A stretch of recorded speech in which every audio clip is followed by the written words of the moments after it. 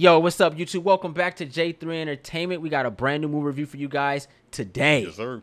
We will be reviewing The Gray Man. This is a Netflix original film for those that are not familiar with this. You know it and I know it. When we saw this trailer, we were hooked. Day one, yes. Sold. Facts. This had to be viewed.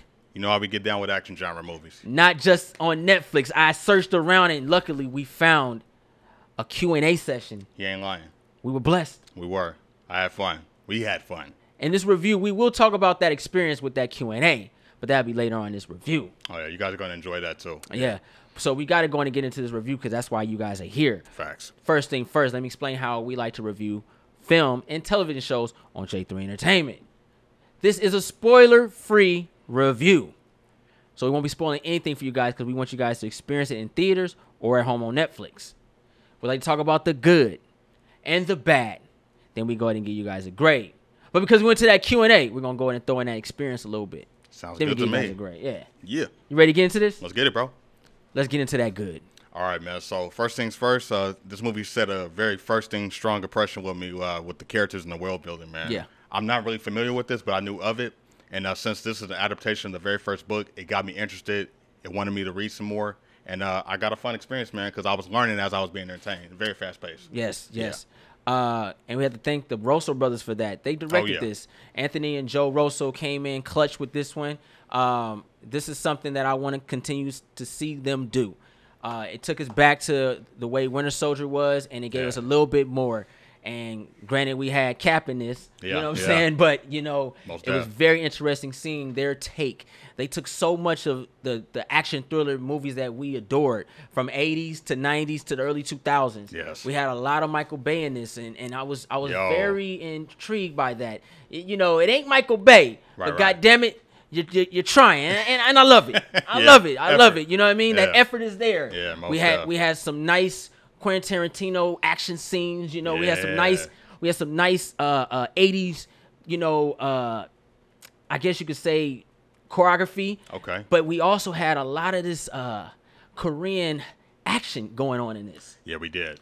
You know what I mean? When you start going on trains and whooping ass, you taking me to Korea right now, bro. And I take my hat off to the Rosas with this because that's what filmmaking is all about. You see things and you take them and you combine them and you make a good story with it. You know, was loving their direction in this movie 100%. He ain't lying, yo. Hey, that was very tasteful. I agree with all that. See, he right there with me, man.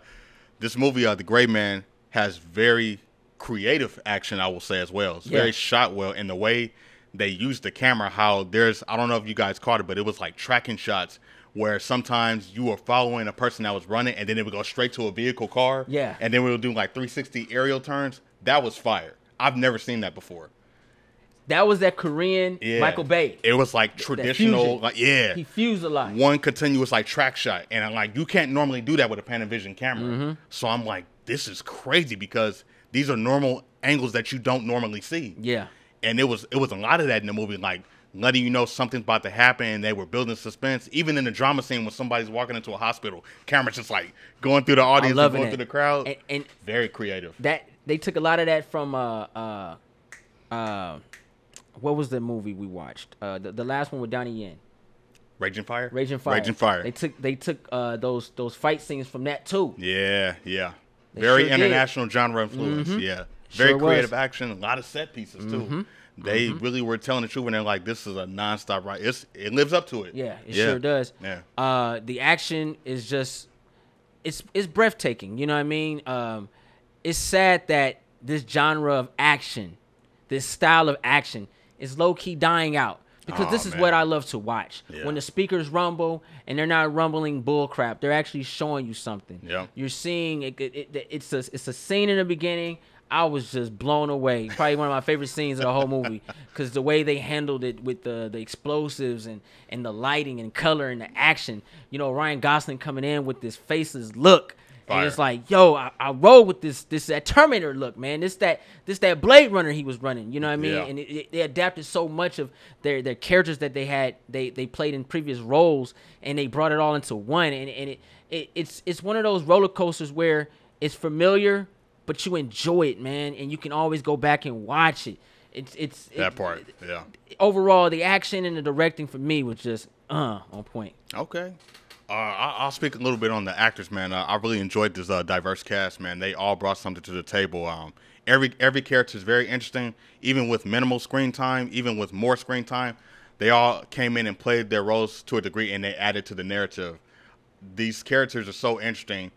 I wouldn't mind seeing like solo spin-off stories on each individual because they all brought something to this Gray Man universe. Yeah. We see how crooked and dirty this agency is and how anybody can turn on you because it's cat and mouse. Yeah. It's hard to trust. You know, the people that hire you may be the ones that hire someone to come and take you out. So you're kind of kept on your toes with these three-dimensional characters because, again, who's good and who's bad. Yeah. Like, it's a lot of good mystery. You know what I'm saying? So you're really just following people who are doing the job that they're hired to do. Mm-hmm. And it's like, no pun intended, a gray area because like you can't really say who's good and bad because they're doing what they're trained to do and they're doing what they're hired to do. So it's like, yo, you either with them or you're against them. It's crazy that you say that because for me, one of the actors that stole the show, very brief but a lot, and it was an actor. I hope I say his name right, Danush. Oh yeah, this guy came in suit, fresh. Yes, and he was whooping ass. Yes, and the way they handled his encounter with Ryan Gosling. 6 and Anna. Yeah. What was her name? I can't think of it right now. A very beautiful actress, by the way. And the way his encounter with those two was just, it was just dope. Like, loved every bit of that. Yeah. Bro, I'm going to say for me, the highlight for me was Chris Evans, man, Lloyd. He was having so much fun, bro, but it's like he, again, like very comfortable with his physicality. He knows he's in control of the situation and the way he commands the environment when he walks into it. He's cracking jokes, but it's like part of his nature, part of his personality, so it's not forced. He took all of those tropes from like old action movies and then threw that dark comedy in there and blended it very well. Like he reminded me so much of Nicolas Cage from Face Off. Yeah. Okay. Very Castor Troy. Like he's having fun, but he's diabolical at the same time. And the jokes is what throws you off because he's about to do something outlandish and you're like, what's he going to do? And when he's trying to get information, he uses the humor as a diffusion. Yeah. So I really love the way he played it because, again, like, it's Captain America, but I'm like, this is a different role for Chris Evans. And sometimes playing bad guy or villain can be risky, but I'm glad he did this to kind of show his range to a degree because it was something new. Like, we're always used to seeing him be a good guy. You know what I'm saying? I love villains who don't act like or believe they are villains because villains believe that they're heroes to a degree as well. It's show and tell. Yeah. You know what I mean? Like I was speaking on it earlier, you know, it was really what you determine what a villain is. Right. At the end of the day. Right. And that's what you had teams you can root for, you know what exactly. I mean? I like that about this movie. Let's get into the bad, bro. What you got? So I will say my main bad is I know this is based on a book series, and my biggest gripe is that I wanted some type of mid-credit or post-credit scene to set up other stories. It did kind of feel like a one and done, even though I know that may not be the case. But I'm always wanting to be reassured because this is an espionage universe, and espionage universes don't end with one film. Yeah. There's always a team. There's always other corporations. There's always other operations. And I'm desensitized to it. Maybe I'm a bit spoiled because of how we do things now. We're in the era of genre movies where we're building universes. Yeah. So I kind of expect that. And I was just kind of hoping that we would see a little bit of that because I want more. Yeah, I want more.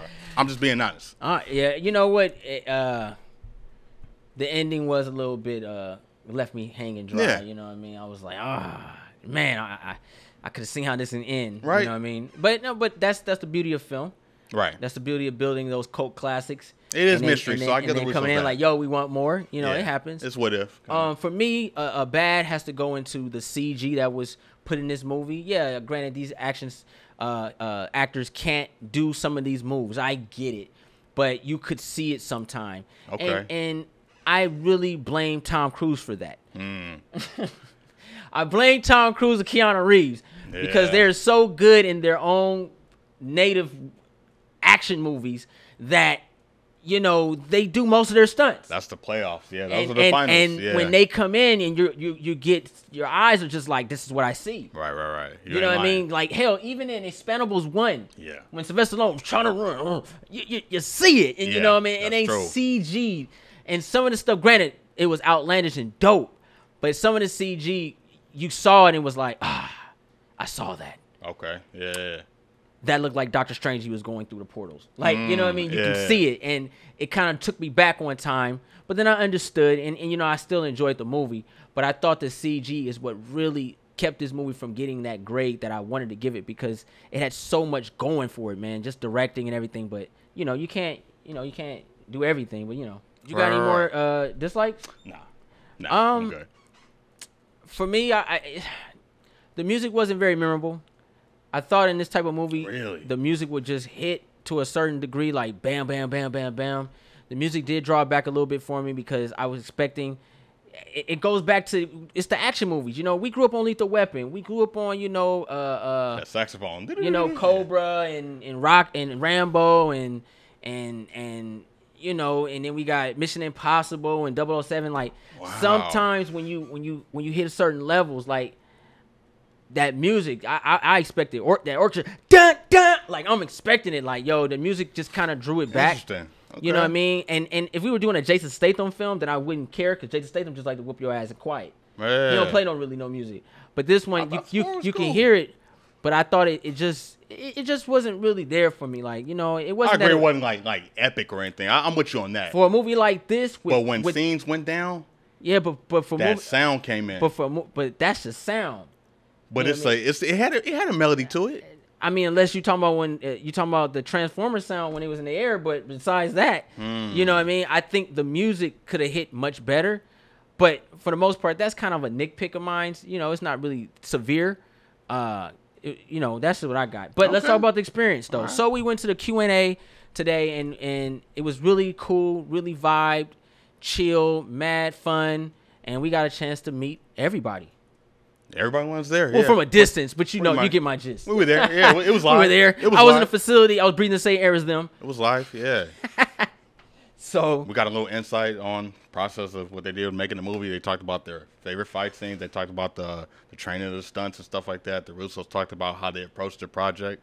Yeah, it was fun, man. And then seeing Danush live for the first time, that was pretty cool, because I just got introduced to him in some other movies that I saw him on the streaming service, and I really like him. Yeah. So I'm glad that he got to get his Hollywood breakout in a project like this. Yeah. Because he's got some charisma, and I really like what he brought to the table. He had very little minimum scenes, but the scenes he was in, he shined. And I love that they shed light on that. And everybody else was great. Like I said, everyone had a collaborative, style and steel that they brought to this. And even at the Q&A, they all brought something. Everybody had something to say. Yeah. It was like a family. They seemed like they were all enjoying working together. We got a little bit of comedy in between the Q&A.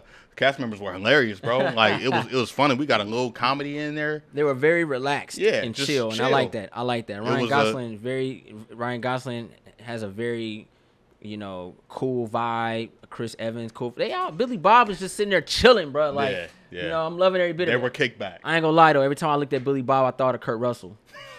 What in the hell's going on? I couldn't get it out of my head. That's funny. Because you're looking at Billy Bob Thornton, you're like, Tombstone. Kurt Russell. Yeah. It's called cinema, ladies and gentlemen. Bruh. But it was hype, man. Seeing the Russos, Anthony and Joe, you know what I mean? That was really cool, really refreshing. Seeing what they could do. Not doubting them, but it does. Studios do matter. And when you have, I don't know how much freedom they had in this one compared to what they had in their previous work, but I need that in this, Okay. The MCU need to have this, they need to throw this in there, because very minimum blood. Right. Might I add, wasn't a lot of blood. Yeah. But God damn it was dope to see. Yeah. It was dope to see. They handled it very well, like constructive destruction, very grounded. Like, everything was like set up, like very well paced, like really cool set pieces. The way they set up scenes and the way they shot scenes and the way like it was captured, like how they use cars, how they use the train, the monorail, how they use the vehicles, how they use the jets. Very creative style, like action storytelling. Like it's a lot of that. And you really don't have a lot of time to breathe. Yeah, you don't, like, because stuff is just happening. It's gonna keep going. It's no slowdown at all. Yeah. Well, it's going to give this movie a grade. The Gray Man. What you give it, bro? I had fun.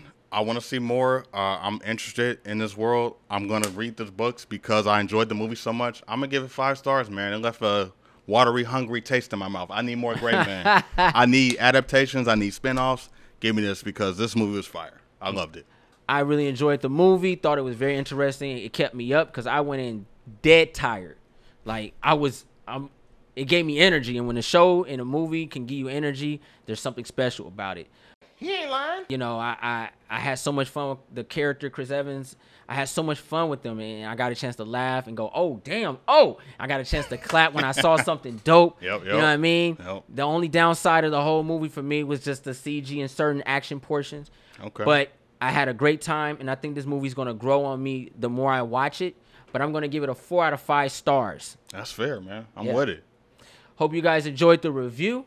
If you're new to the channel, go ahead and push that subscribe button. Thumbs up this video. Don't forget to share Instagram, Facebook, Twitter. Also, follow us on Instagram and Twitter. I want to know what you guys thought about this film if you got a chance to take a look at it. Put in the comments down below. Let's talk about it. Yes. Because we got to let people know we into this or we not. So, The Gray Man is in theaters right now. Go check it out for a limited time, and then it's going to hit Netflix next week. Next week on the 26th. Yeah. All right, guys. I'm J3. I'm on the Shogun. Woo! Ninja Assassin. 100,000 subscribers. Coming, y'all.